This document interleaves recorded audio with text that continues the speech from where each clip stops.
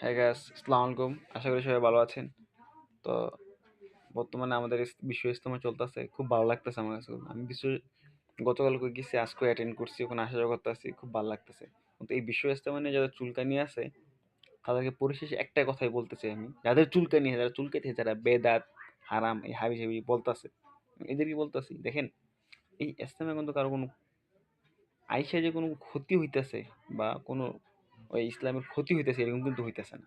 যে লোকটা নামাজ না পড়ে ওই লোকটা আসতেছে, যে লোকটা ইবাদত না করে সেও কিন্তু আগ্রহ নিয়ে আসতেছে।